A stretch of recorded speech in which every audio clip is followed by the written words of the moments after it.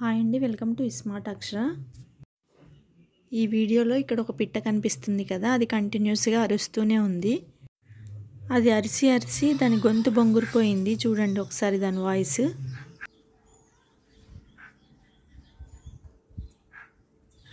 అది ఎందుకు అంతలా అరుస్తుందంటే, ఇక్కడ కనిపిస్తున్న కరేపాకు చెట్టు మీద అది గూడు పెట్టుకొని 2 ఎగ్స్ పెట్టింది. చిన్న చిన్నవి 2 పిల్లలు కూడా అయ్యాయి.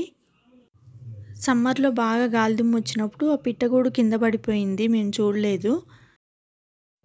ఒక పిల్ల మాత్రం పాపం ఎటో వెళ్ళిపోయింది, ఏమైందో తెలియదు. ఒక్క పిల్ల మాత్రమే ఇక్కడ ఉంది. ఇంకో పిల్ల కోసం అది అలా అరుస్తూ ఉంది. మేము కూడా చుట్టుపక్కల మొత్తం వెతికాము, ఎక్కడ కనపడలేదు. అది 2 డేస్ అలా గొంతు బొంగురుపోయే వరకు అరుస్తూనే ఉంది. ఇప్పుడు ఇక్కడ కనిపిస్తున్నది రెండిట్లలో ఒక పిల్ల అన్నమాట.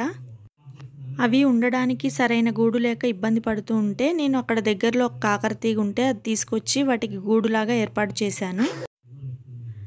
అక్కడ ఉన్న చిన్న పిల్లని తీసుకొచ్చి ఇందులో కూర్చోబెడుతూ ఉంటే అస్సలు రావట్లేదు. కొమ్మల్ని కాళ్ళతో చాలా టైట్గా పట్టుకొని కూర్చొని ఉంది. చూడండి, ఇక్కడ పక్కనే ఉన్న ఈ కొమ్మలలో కూర్చొని ఉంది. వాటి గూడు దగ్గరే కూర్చొని ఉంది.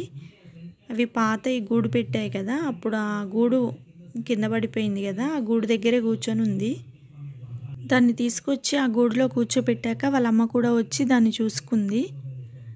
అది కూడా వచ్చి అక్కడ కూర్చొని ఉంది. కానీ చాలా హ్యాపీగా అనిపించింది. అదేదో ముందే చేస్తే బాగుండేది, గూడు సరిగ్గా లేనప్పుడే.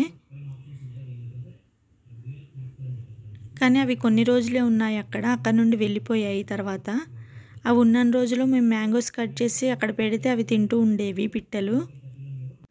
అవి చాలా ఎలర్ట్గా ఉంటాయి, మనం దగ్గరకు వచ్చి ఏమైనా చేస్తామేమో అని వెళ్ళిపోతూ ఉంటాయి. అందుకే అవి తినేటప్పుడు ఎప్పుడూ వీడియో తీయలేదు. అంతే అండి, thanks for watching, bye bye.